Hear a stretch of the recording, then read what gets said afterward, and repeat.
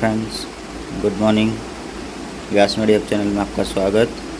आज हम लाए हैं आपको एमएसएन का ब्लड डिसऑर्डर का नेक्स्ट डिजीज़, जिसका नाम है ल्यूकोपीनिया। अभी तक हम पढ़ रहे थे हीमोलाइटिक और हाइपोप्रोलिफेरेटिव एनीमिया के बारे में।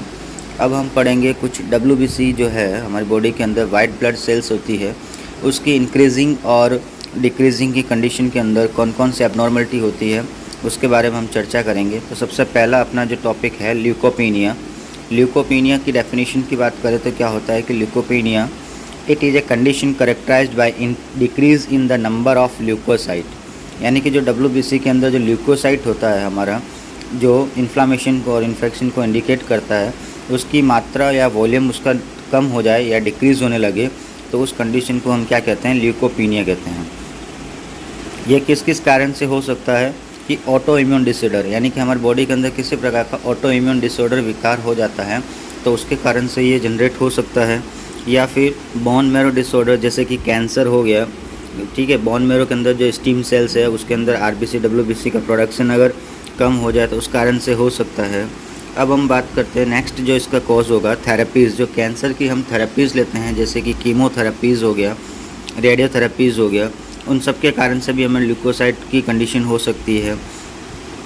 या फिर over use antipsychotic drug, over use of antipsychotic drugs, यानी कि जो एंटीसाइकोटिक ड्रग्स है उसको हम ज़्यादा यूज करते हैं, जैसे कि एंटी एपिलेप्टिक ड्रग्स हो गई, ठीक है, इम्यूनोसप्रेशन ड्रग्स हो गई।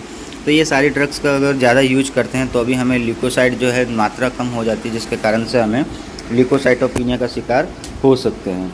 या फिर हमें किसी प्रकार का कम्युनिकेबल डिजीज़ जैसे कि मलेरिया हो गया है, या फिर विटामिन डेफिशिएंसी हो गया है, टीबी हो गया, ट्यूबरक्लोसिस की कंडीशन हो गई है, या इन्फ्लुएंजा वायरस इन्फ्लुएंजा हो गया है, टाइफाइड फीवर हो गया है, या एड्स हो गया, या सेप्सिस की कंडीशन हो गई है।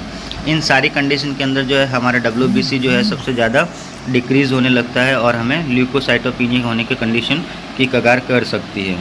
अब बात करते हैं ऐसे मरीजों के लक्षण क्या क्या हो सकते हैं। तो साइन एंड सिम्टम की बात करेंगे तो ल्यूकोपीनिया वाले मरीज़ के अंदर सबसे पहले जो सीवियर हेडेक होना शुरू हो जाएगा, टायर्डनेस रहेगी, थका हुआ फील करेगा, और इसका जो मोस्ट कॉमन जो साइन है वो desire to take hot drink, यानी कि वो पेशेंट जो है ज़्यादा से ज़्यादा हॉट ड्रिंक पीने की इच्छा को प्रदर्शित करेगा, ठीक है। या फिर increase susceptibility to infection, emotional disturbance, यानी कि किसी प्रकार का इन्फेक्शन हो जाएगा तो उसके इन्फेक्शन को ज़्यादा इंक्रीज़ करेगा, ससेप्टिबिलिटी उसकी बढ़ जाएगी और इमोशनल डिस्टर्बेंस होना शुरू हो जाएगा।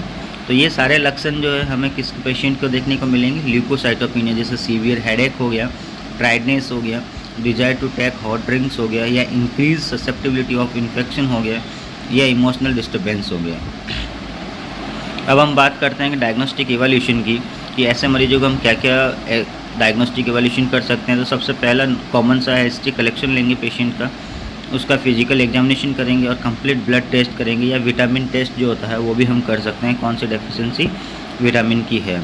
ऐसे पेशेंटों का मैनेजमेंट जो है हम अकॉर्डिंग टू डॉक्टर ऑर्डर जो है साइटोकाइनिन थेरेपी जो पेशेंट को प्रोवाइड करवाएंगे, जैसे कि एडमिनिस्ट्रेशन कॉकटेल ड्रग्स जो होती है जो इंक्रीज डब्ल्यूबीसी को इंक्रीज़ करती है, जो कॉकटेल जो होती है वो ड्रग्स हम पेशेंट को प्रोवाइड करवाएंगे, विटामिन जो है पेशेंट को प्रोवाइड करवाएंगे, और कंफर्टेबल पोजीशन के लिए उसको प्रोवाइड करेंगे, और उसको ज़्यादा से ज़्यादा सोने के लिए हम उसको इनकरेज करेंगे। तो ये सारे पेशेंट का जो मैनेजमेंट है, या जो टायर्डनेस को फील करता है, या फिर उसको जो साइकोटिक डिस्टर्बेंस करता है, ये सारे डिसऑर्डर को कम करने के लिए हम पेशेंट को कॉकटेल ड्रग्स देंगे, विटामिन देंगे, या कंफर्टेबल पोजीशन प्रोवाइड करवाएंगे। तो ये सारा था ल्यूकोसाइटोपिनिया का मैनेजमेंट।